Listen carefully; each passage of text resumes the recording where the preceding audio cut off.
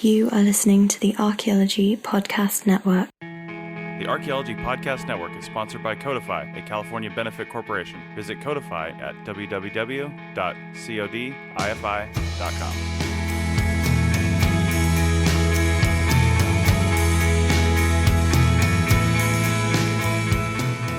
Hello and welcome to the Archaeology Podcast, Episode 3. I'm Chris Webster.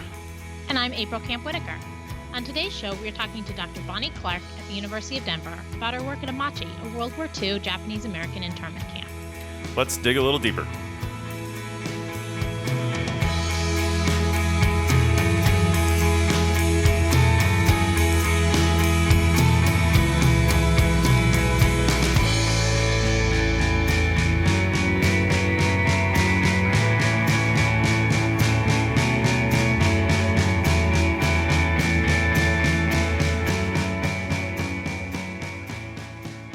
Everybody. So we are back, and today we have with us Dr. Bonnie Clark of the University of Denver in Denver, Colorado. And she's going to be talking with us about her work and research at Amache, which is a World War II Japanese internment camp. And this is a project that's very near and dear to my own heart because this is where I did my master's research and is now part of my dissertation work. So we're really happy to have you with us here today, Bonnie. Well, it's an honor to be part of this, so I'm excited. And could you just start out by giving us a short overview of what is Japanese internment? Well, it is, first off, an unfortunate and shameful incident in American history. Certainly it's that. But essentially, there's a longstanding distrust of people of Asian origin in the United States. And we see that first with the immigration and then subsequent closing of the door to Chinese immigrants. And sort of the irony of Japanese immigration to the United States is that it really was in many ways made possible by the exclusion of another Asian group, which is the Chinese Exclusion Act, which was passed in the 1880s. That's about the same time that Japan is modernizing and people are starting to immigrate to the United States as well as other areas, particularly into Hawaii, which at that point was a territory. And so with the bombing of Pearl Harbor, this kind of general anti-Asian sentiment really focuses and flares on Japanese Americans. And there is a concern that that Japanese might act as spies. The Japanese Americans in the United States might act as spies.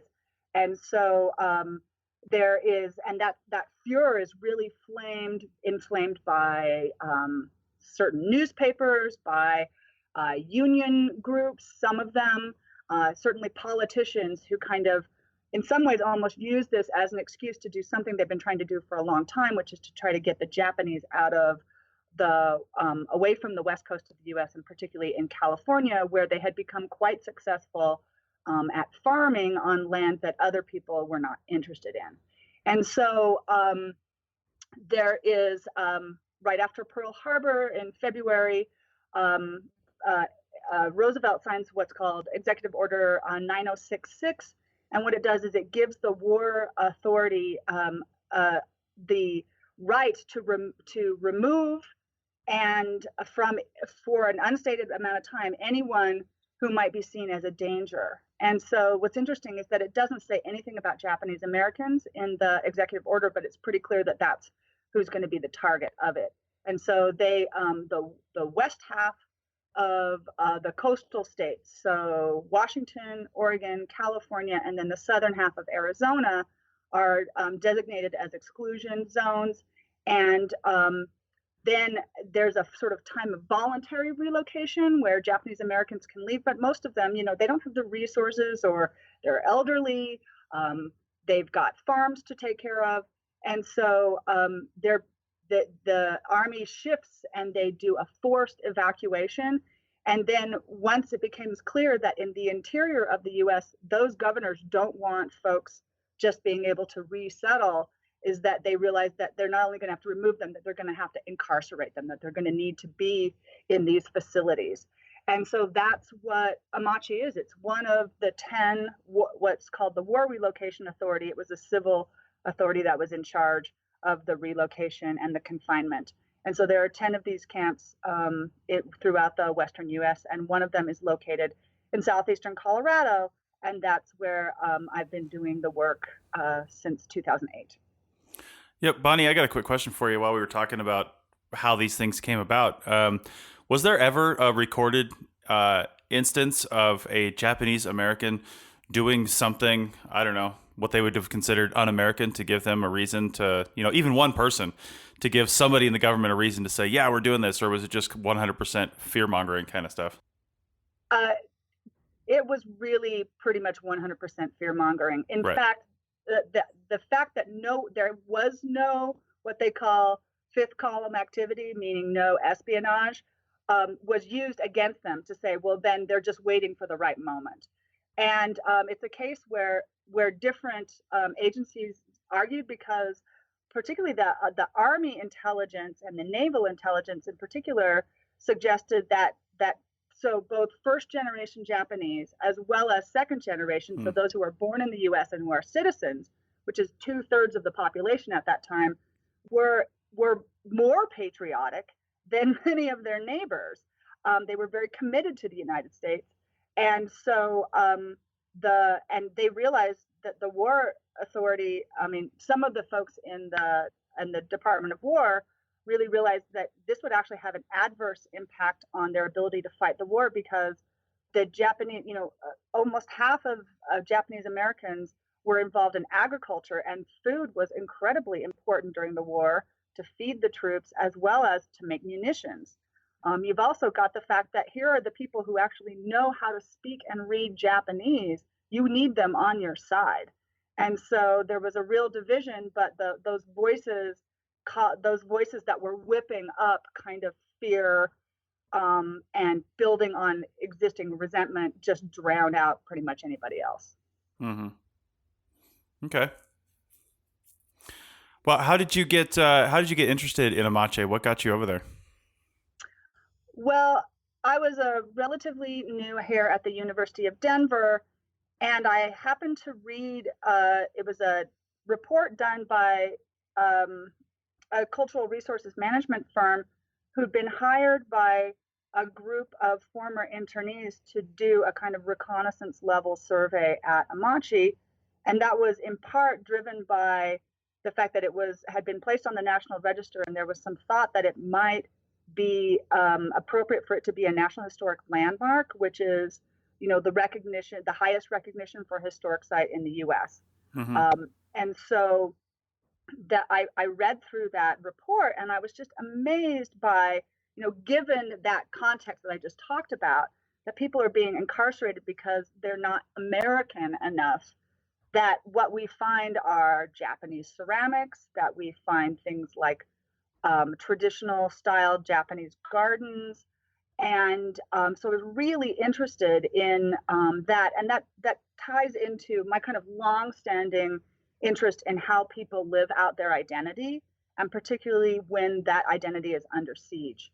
And so I saw this as a really great opportunity to look at a really interesting, from a kind of theoretical point of view, as well as a site that was about to become a National Historic Landmark, which was almost certainly going to mean more people, which means more impact to the archaeology. And so I wanted to kind of get in on the ground floor with the hopes that archaeology could really be well integrated into the interpretation that happens there, as well as the efforts at preservation and site development. And I think that has really come to bear. Okay. So Bonnie, you've been working at Amache since 2008. So what are you doing there currently? How does the research you're doing work? Well, so what we've done is, and it's kind of evolved over the years, but essentially we have a biannual field school. So we hold it every other year, and that field school is kind of the linchpin of the project, but the project is ongoing. So the field school involves going down to Amache and working there, as well as the associated museum. And so we do archaeology in the morning, and then we help the local museum, which is actually run by a volunteer organization staffed largely by high school students, to help manage the collections, the really important collections that are related to the camp. And so we're down there for about a month. We live in the town of Grenada, which is about just over a mile away from the camp, and they're really key. And so it's a community collaborative field school. So we have members of the local community who work with us, mostly these high school students. We also work with the high schoolers who are descendants of people who were at Amache. And then we also have volunteers who are either former internees themselves or their descendants, and they work with us as volunteers and are really critical to that. So that field school happens, and it's a very intensive research that is. I have a kind of ongoing interest in landscape and in the gardens at Amache. I'm actually working on a manuscript on that right now, and then we also incorporate in graduate student research. So we have an MA program here at the University of Denver, and every field season we've had at least one student, including that very first year, April, doing their thesis research there. So that's also incorporated into our research design, as is when we know there's going to be some kind of impact related to site development. For example, there's several structures that have been reconstructed, and we basically do Section 106 clearance of those parts of the camp while we're doing this kind of other engaged research. And then once the field school is done, those items that we've collected come back to DU, where then I teach with them in my historical archaeology class, and the students in that class do the artifact analysis and do the data entry on them. And then I also teach a class where my students work with community members, and they co-curate these objects and do an exhibit. So we've got a traveling exhibit that will hopefully soon also be an online one. And so the project lives in lots of these different ways. We also make sure that we are continually having a conversation with the sort of widespread descendant community and survivor community, which is largely in California because that's where people came from. So we're often going to California to talk to people, to do research, just to check in with them and make sure we're all heading in a direction that we all agree with. Okay. You know, one thing you said in there, and I just want to clear this up a little bit. You mentioned that, survivors and descendants come and help out in Grenada. They don't still live in Grenada, right? They didn't stay there after the camp closed. They're coming in from other places. For the most part, but there were a few people who stayed in the Arkansas Valley, and one gentleman in particular who still lives there, although he's quite elderly. Mm-hmm. So he's never volunteered with us. All our volunteers have come in from other places, but there was a population that did stay, and a number who moved from camp to Denver. And so I work a lot, because I'm here, I work a lot with the folks in Denver who have an Amache connection as well. Okay. All right, cool. Well, what do you see this? How do you see this as, I guess, important or interesting to a broader audience? Like, why? What can we learn from Amache? Well, there's really so many things. It's hard to know where to begin. I think one is to think about the fact that it's really interesting to see the way that people are invested in places.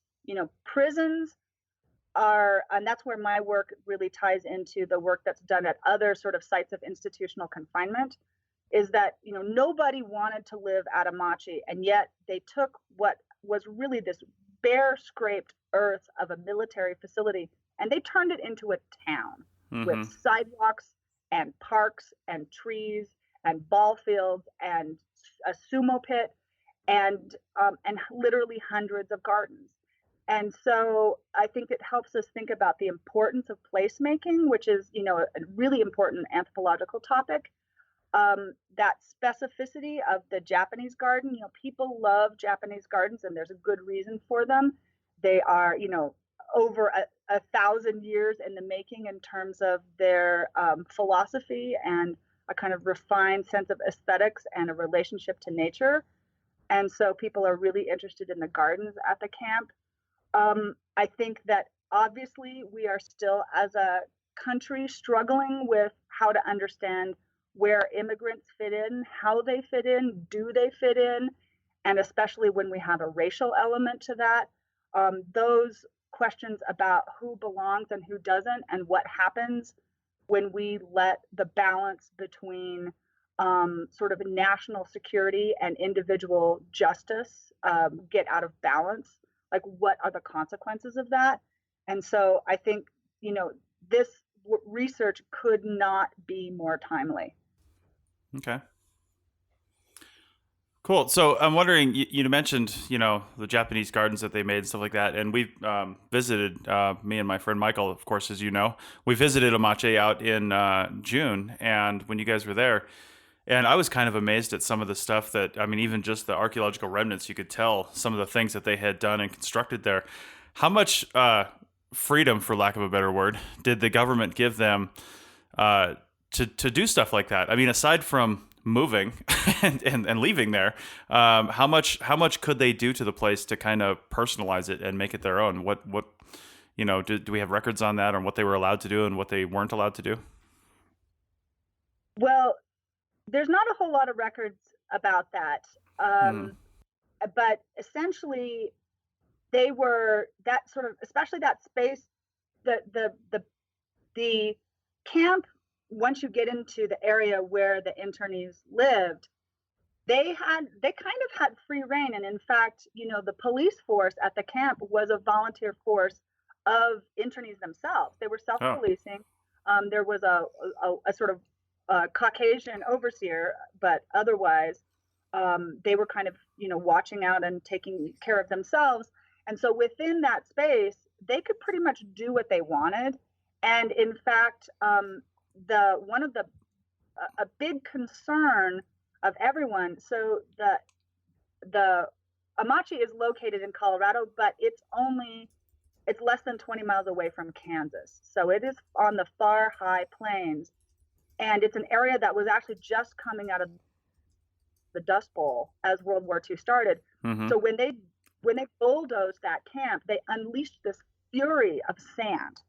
And the wind is kind of always blows on the high plains, and then you add in the site is located on sort of barely stabilized dunes that then they destabilized through the production of the camp. And so they actually there was encouragement of landscaping. And so in some areas, that were sort of public space that were big and open and didn't have any buildings, they actually planted ryegrass. The administration did, or paid people to, internees to do it and maintain it.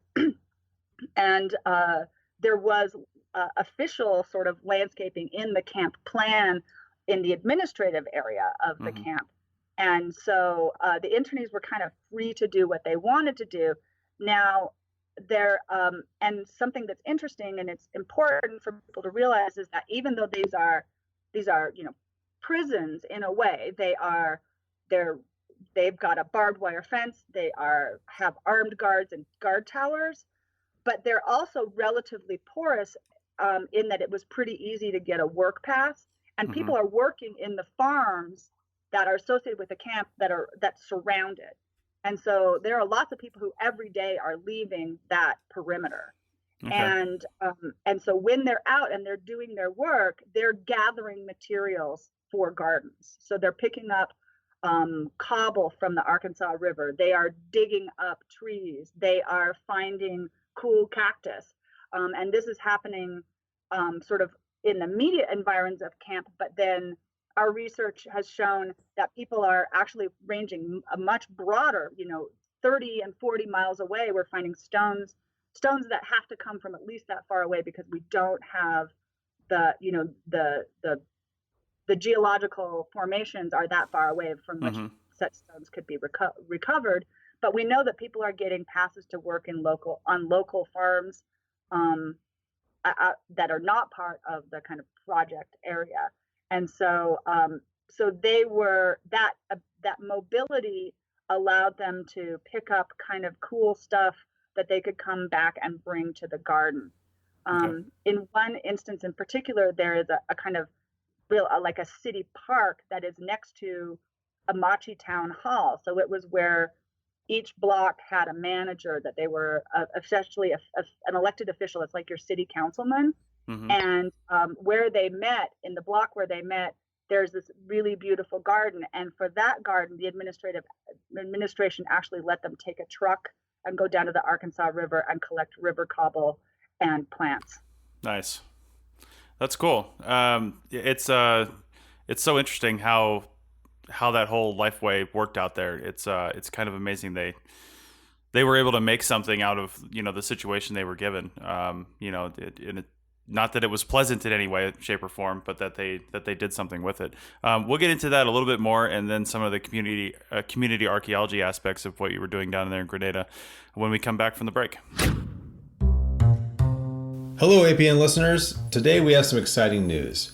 The Center for Digital Archaeology, PCS, and Codify have teamed up to create an exciting new online training program built especially for you. Visit digitaltraining.site and you can sign up for free interactive office hour sessions to get help and share ideas about everything from digital photography to drone usage in archaeology, and even tips and tricks on how to prepare for your next job interview.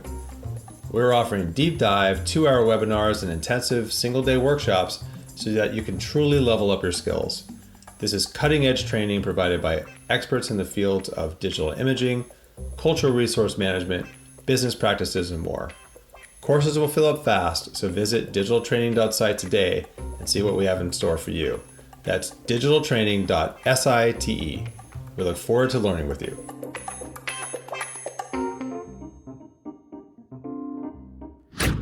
All right, well, we are back from our break to continue our conversation with Dr. Bonnie Clark about her research at Amache.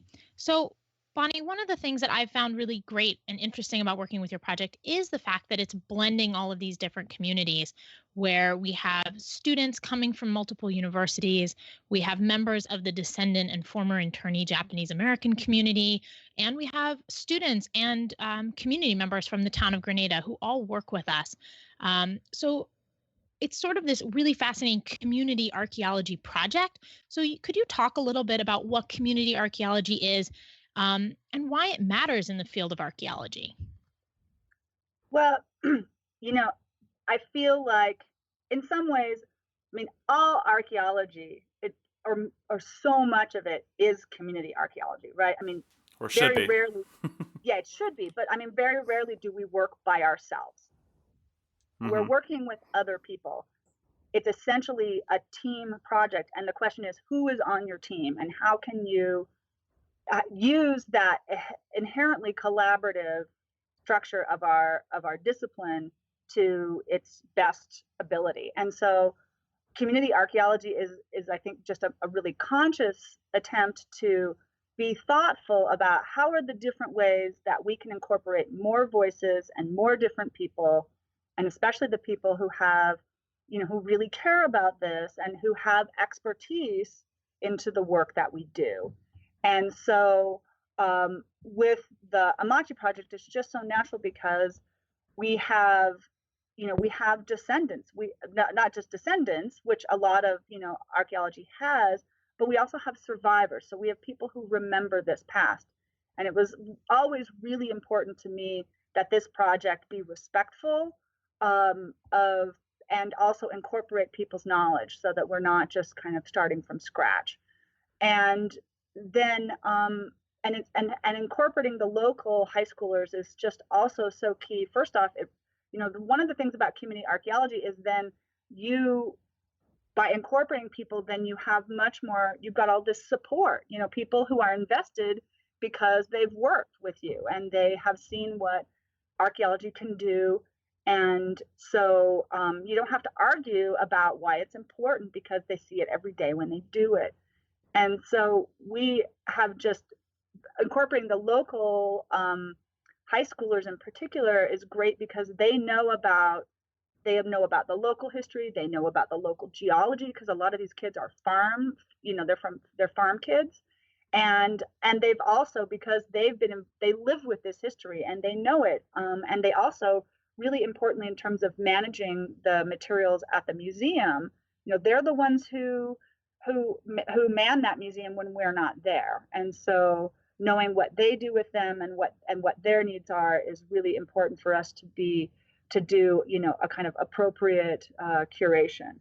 And so to me, community archaeology, I think we have sometimes it's been cast as kind of, well, it's that add-on, and it's a thing that makes it look like we've ticked that service box. But to me, community archaeology is good science. It's not just being a good citizen, but the more we have all these people involved, the better we do our job. The more data sources we have access to, and especially if we're concerned about the long-term preservation of our cultural resources, it's absolutely key. I got a kind of a follow-up to that. Amache's the site itself is pretty much open to the public, right? I mean, you can just drive up there and go in and check it out, right? Yes. Yeah. Absolutely. And so that's part of the reason why being open about what we do. And we have we have 2 open house days every summer. One of which is really designed for we advertise it very much locally, and we try to get local folks to come in so they can see what we're doing and they can understand why it is that, for example, it matters where an artifact is found. Right. And that's important in a site that's open to the public, that people are understanding why they shouldn't be collecting. And also they are pride in the importance of this site because they are its stewards. And then we also have an open house day that's specifically for people who have a personal or family connection to the camp. And something that I've been really proud about is the fact that we draw in descendants of former internees and former internees themselves, but we also draw in descendants of people who worked in the camp. Oh my. Which is great. People whose parents were teachers, for example. And so that is, to me, important, that we are having the kind of dialogue where everybody feels like they have a role to play. Okay. What is the current status of Amache? You may have said this in the beginning, but I can't remember. What is it to? I mean, is it a national site of some significance? I know it has significance, but what is its official status? Its official status is that the National Historic Landmark. Okay. But it is still, that doesn't mean that it's federally owned. It's just federally recognized. So it is owned by the town of Grenada.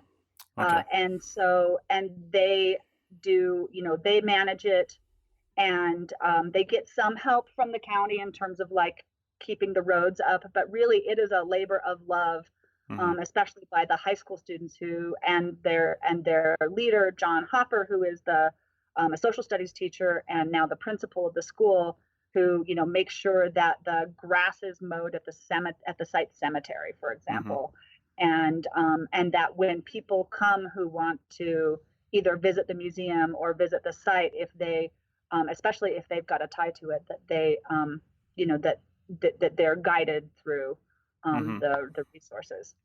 Is there any movement to get it federally recognized or owned? Because I know, I lived in North Dakota for 5 years, and the only thing anybody ever talked about was how all the small towns are getting smaller and smaller and smaller because, kids are getting out, they're going to college, and they're realizing that there's a huge wide world out there, and they don't want to live in their small town anymore.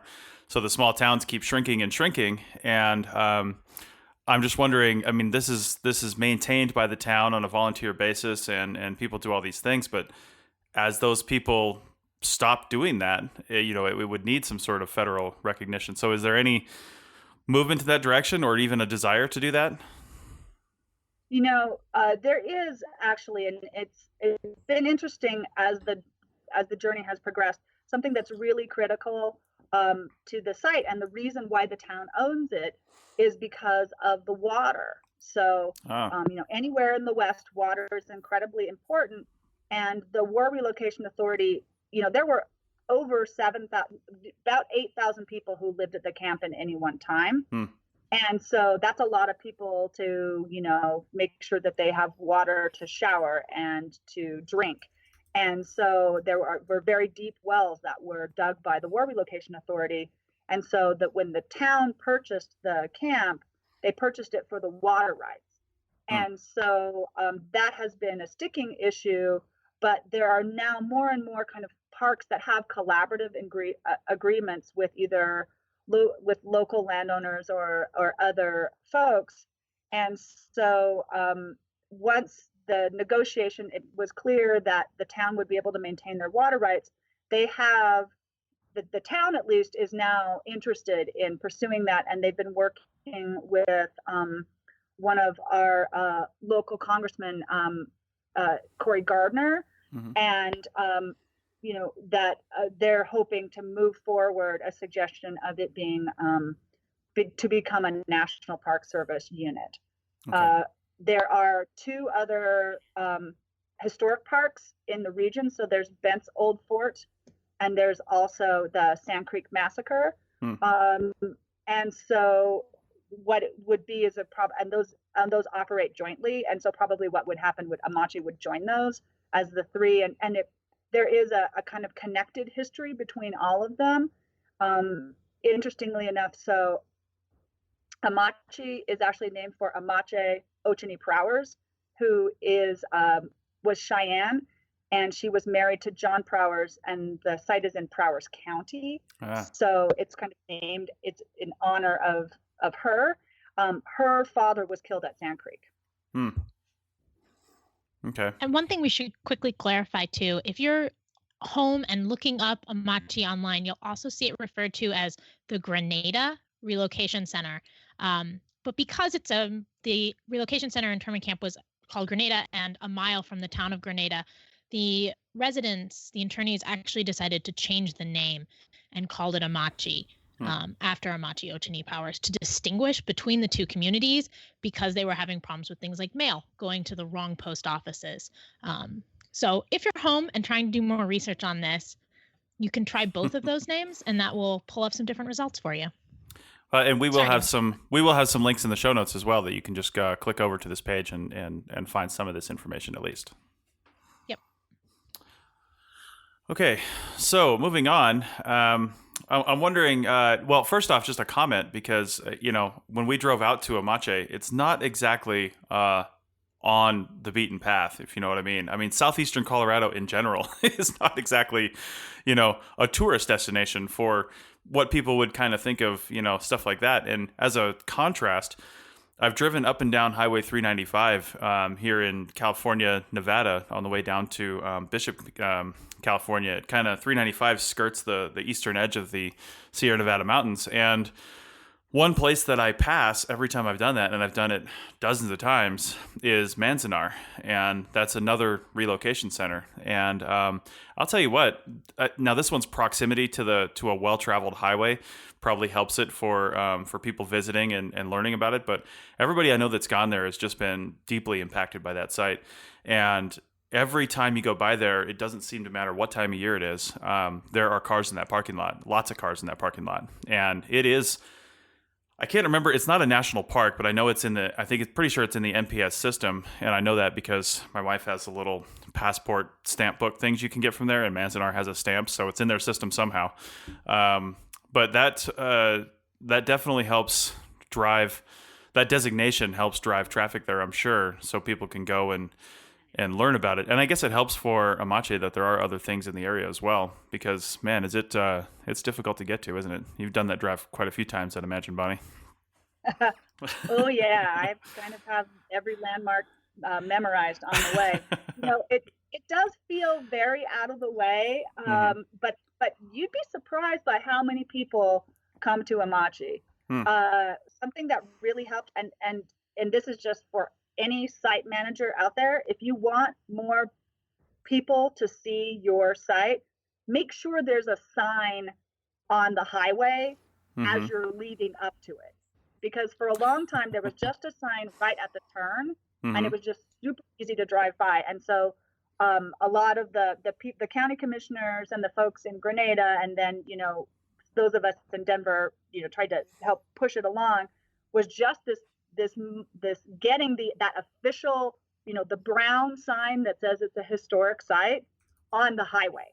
And like with a couple of blocks lead time on either side so that people could slow down and turn in. And Highway 50, although it's not, it's a 2-lane highway, it's actually a really important, especially for people who are going from like Kansas and Texas to California and Arizona. So it is one of those that, if people are doing that kind of blue highways tour of the US, they do go through there. And it is,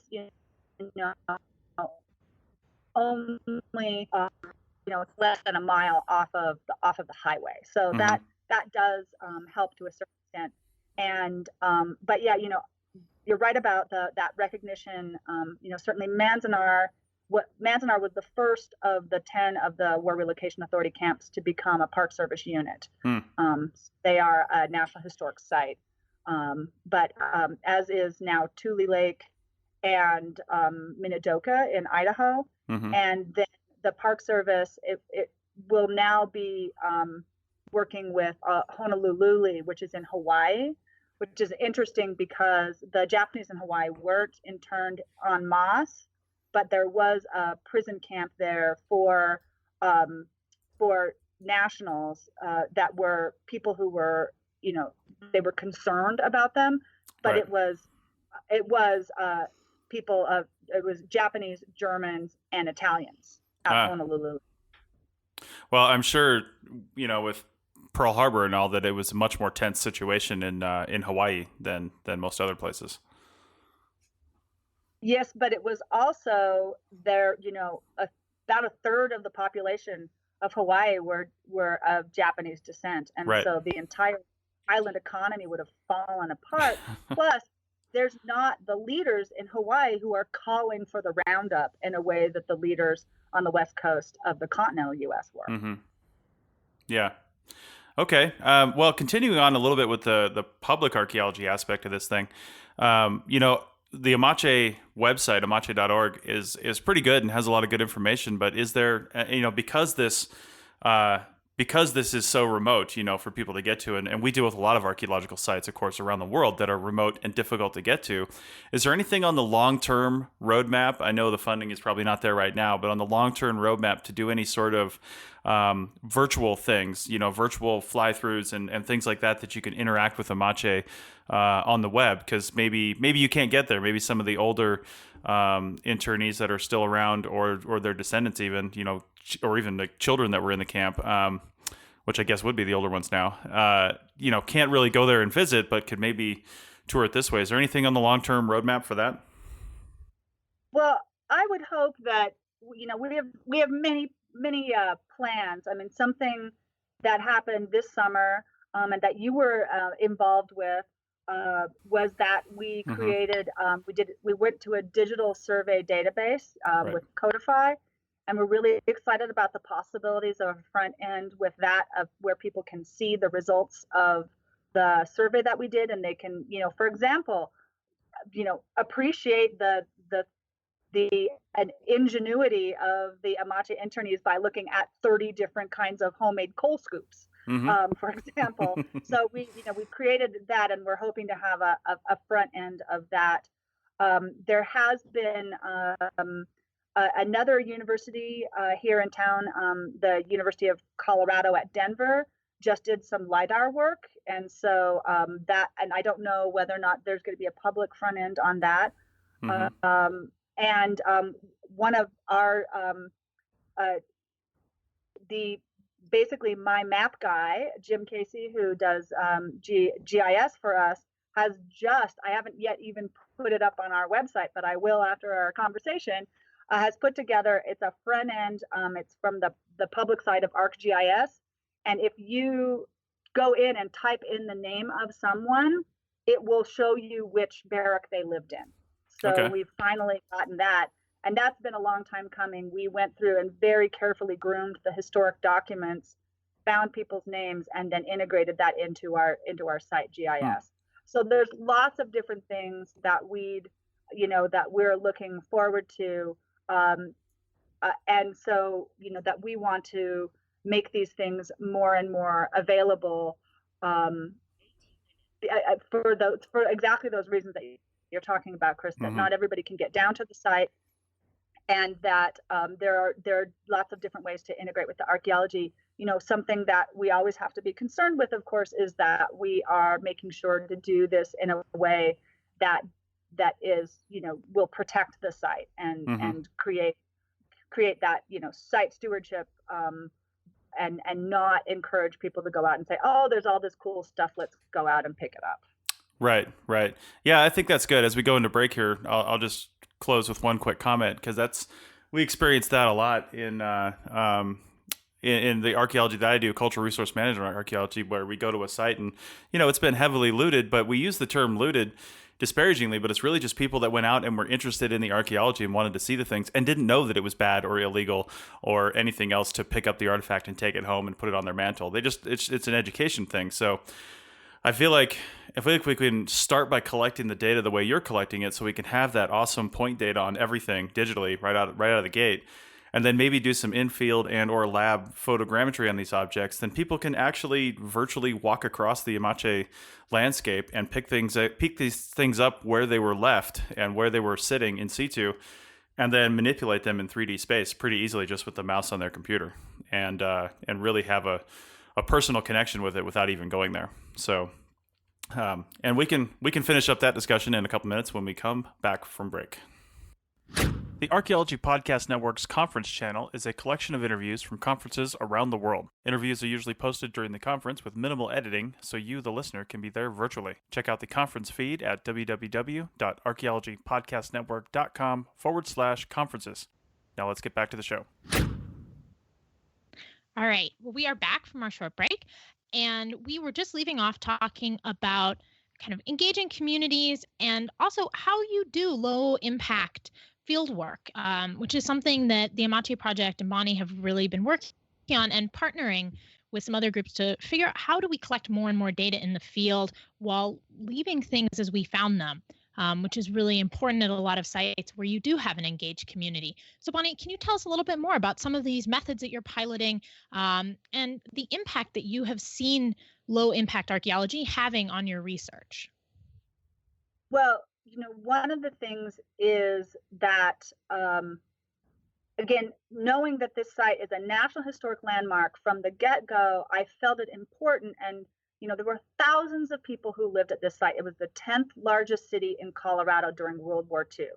And I want people to go out there and have some sense of that. And I think it's really important that we don't mine our archaeological sites of all of the data that makes them interesting, right? Mm-hmm. And so that's been a long-term commitment from the very beginning to largely leave things in place. And so, but we've also got,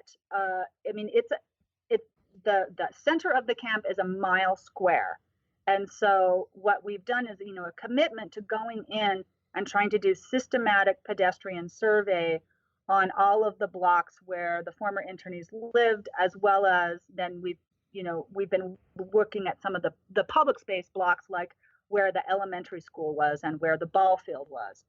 And so what that means is going in and doing, and this is where my training, I was a CRM archaeologist for a long time. And the thing you do is you count stuff, right? You go in and you're like, okay, what is actually here? So doing that intensive pedestrian survey of really creating a tally for every single block of, and we've decided, and April was actually part of this that first year as we were piloting this, is that we realized because there were these barracks here and then those were dismantled when the camp was decommissioned. So the camp is built in the summer of 1942, and then it's dismantled in the late fall, early winter of 45 and 46.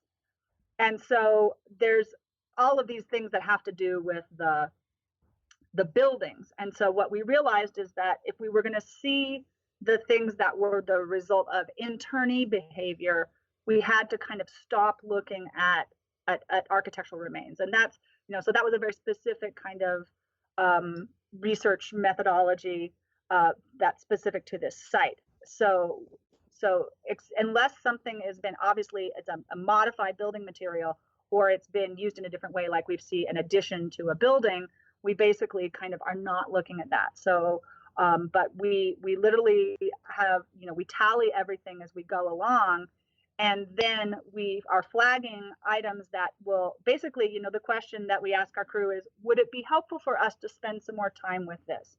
Do we need to, for example, is it a complete enough vessel that we would, be able to know something about what its contents were if we actually took the time to measure it?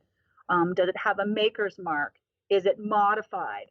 And so all of these objects we flag as we go along, and then we come back. They are further documented, and then they're photographed.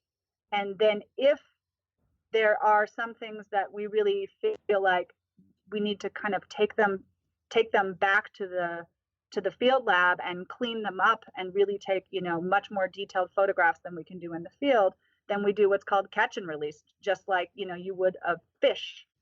And so those are mapped so that we can get them back in case the flag goes away.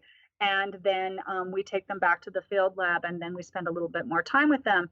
And then our collections, the things that we collect for the long term, we documented over 16,000 surface artifacts that way this summer. And wow. those are the ones that we actually spent more time with. And we collected, I believe, about 25 surface artifacts out of all of those. Wow. So, and those items that we collected are the ones that are going to help us better tell the story of the camp. So they're, towards the thought of doing exhibits, as well as the kinds of things that we know from having talked to locals that are that people tend to collect, and so we go in and collect those before someone else can, or things that we really feel like we could learn a lot more if we could spend additional time with them. And so so that's a very specifically targeted collection policy to leave most of the things there, to record them in situ. And I know that our descendant community really appreciates that, and I know that, and I really learned these techniques actually from Professor Kent Lightfoot, who developed this kind of protocol when he was doing public work in California, and so at public and community work there, especially at Fort Ross. Mm-hmm. And so I felt that real commitment to that. And then the other thing that we do that's low impact is that we've really made a great use of ground penetrating radar. So after we do our intensive survey, let's say we found what looks like a really interesting garden feature that we might want to do a test excavation on, then we do GPR beforehand to make sure that what we think is a garden and not something else, and that it has that the GPR suggests that it has good physical integrity. And then when we do the archaeology, we are everything is always a test. So I think about the things that I'm able to do with landscape archaeology, phytolith analysis, palynology, soil chemistry, the kinds of things that I can do now. Many of them weren't possible 20 years ago. Right. And 20 years from now, there's going to be a lot more that people can do. And so that soil, especially the garden soil at Amache, that is an artifact. And that is the result of people who had amazing expertise in growing things and who are in a new environment. And so that soil is very important. And I always want to make sure, first off, I have a little archive sample for every excavation unit we've done, so that if somebody in the future wants to do something that I didn't think of, we have that there. The other is that most of those gardens are still intact. And so, all of our excavations are test excavations. And we, most of that site is still there. Nice. Well, in reference to something you mentioned earlier about artifacts and the descendant communities, one thing I thought was fascinating while you were there is that you can tell by some of the things that were left behind, because, well, to back up just a little bit, so people were interned there from around the country, right? It wasn't just different locations or even different like neighborhoods, like say a lot of them from Los Angeles and things like that. But you can tell from some of the artifacts that were left behind, like how these communities organized themselves within the camp, right? Can you speak a little bit to that? Like some of the stuff you found that says, oh, these came from here, these people came from here, and things like that, and how you tell that through the artifacts. Well, it comes out in the artifacts, Chris, but it also it really does come out a lot in the landscaping. Okay. And actually, April, do you want to talk about the about 7H where you led the survey? Because I think that's a really good example. Yeah. So this is actually part of what my research is really interested in, is looking at how communities formed within the internment camps. And so 4 years ago now, 2 years ago, a while ago, we surveyed a residential block 7H. And this was a really interesting block. A lot of the residents were from kind of more Northern California in these rural agricultural communities. And we found that there was basically a regimented landscaping plan that went throughout the entire residential block. So in front of a lot of the barracks, we find gardens. But in this block, all of the gardens had trees in the exact same position, about, I think it's like 2.5 meters from the front of the barrack and on either side of the doorways into the barracks. And it was consistent. And so that tells us that people in this residential block are working as a neighborhood. They're working as a community, and they have agreed to this landscaping plan, and they're allowing it to be implemented, which tells us about people working together, people forming social bonds, getting along. And we see this too in some of the oral histories and the archive evidence where different residential blocks had clubs. And so there were, young women's clubs that were for specific residential blocks and neighborhoods. And so you can just sort of picture people learning to meet their neighbors, get along with their neighbors, and forming social activities and really creating a community, which I think is something that's really interesting and important, because we don't think about places like prisons as homes or areas where you can make friendships, where you can have a community that forms. And so this is really interesting to think about, both in terms of kind of the resiliency of people who are living there, and their ability to take something that's kind of a truly unpleasant situation and turn it into something that's a lot better, and kind of circumnavigate the system in a little bit of a way. Mm-hmm. So it sounds like real quick, it sounds like you can't get away from HOAs no matter what time period you live in. They had. It is sounding a little bit like that when we explain it that way. Right. Yeah, you will have your trees 2.5 meters away.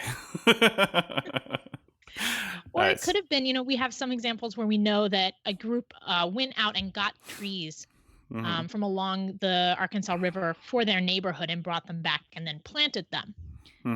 In which case you could see something like this kind of standardized design, because it's the same people sort of doing it. So we don't really know why that neighborhood, but kind of looking at the evidence, it really seems to us like some kind of planning was involved in this.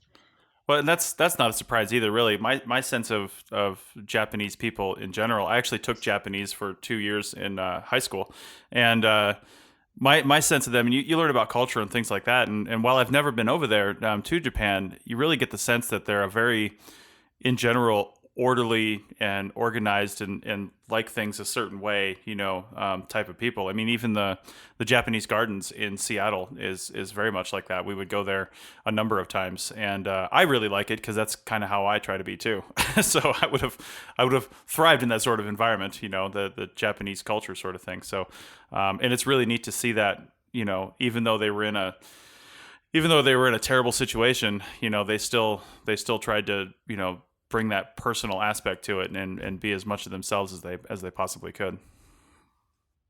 And yeah, I'm going to jump in here, and to me that is, in many ways, that's kind of the most important story that we can tell at Amache, and that the archaeology really shows us, is how people came together and how they how they got on with the business of living, and they did so in a way that insistently, like they insisted on their own dignity and on the dignity of their identity as Japanese, at a time when that was not, something that was appreciated by their neighbors outside of the camp.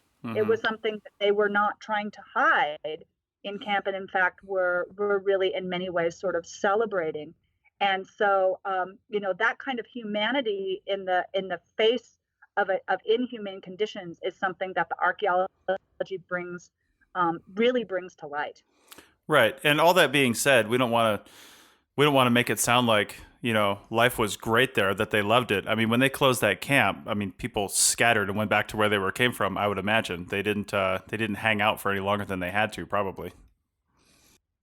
No, although some people, again, because the laws were such that if you were in many of the Western states, if you were a first generation Japanese, you were not allowed to become a citizen.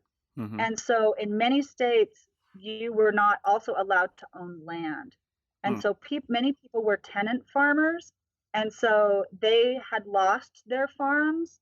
And so then they didn't have much to go back to. And so people had made friends in Colorado and made connections. And so a number of people, stayed, whereas others were either lucky enough to go back to their family farms, or they went back home and really, recreated their lives. So it's important not to think of this as a sort of shiny, happy place, but I do think that it does tell us that, you don't have to give up when people are oppressing you, and you also don't have to burn things down. I mean, to me, I love the grace of the fact that you have been displaced and you are imprisoned, and what do? You make art. You make things that are beautiful. You make things that connect you to nature. I mean, it's a fantastic example of how people can do positive things in negative situations. Well, we're about to wrap up, Bonnie. Is there anything that we didn't ask you that you want to mention, or that you just want listeners to take away from this, from listening to this podcast? I don't necessarily think so. I just would say that there are over 100 sites that are related to the confinement of Japanese Americans during World War II, and they need to be protected. And if there are people in the U.S. who are listening to this, you're probably not very far from one of these. And so again, and not just that, but the legacy of the World War II home front is something that we should be protecting and doing study on. And I fully believe that 20th century archaeology is archaeology worth doing. Absolutely. Well, thanks a lot, Bonnie, for coming on. And please be sure to check out the links in our show notes to go see some of these places and at least virtually see them online, and then, maybe go visit them in person. So again, thanks a lot, Bonnie. Absolutely.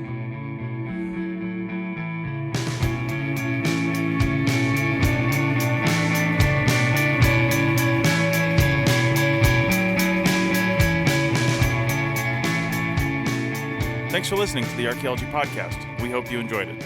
You can provide feedback using the contact button on the right side of the website at www.archaeologypodcastnetwork.com/archaeology.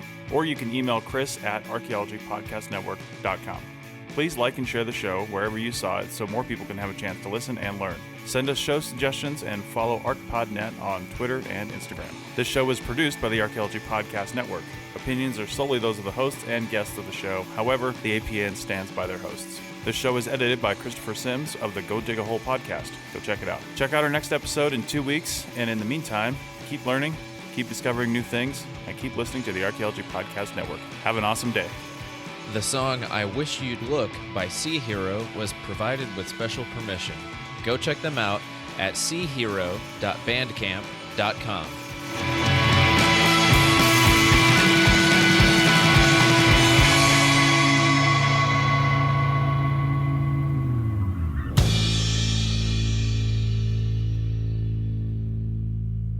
This has been a presentation of the Archaeology Podcast Network. Visit us on the web for show notes and other podcasts at www.archaeologypodcastnetwork.com. Contact us at chris@archaeologypodcastnetwork.com.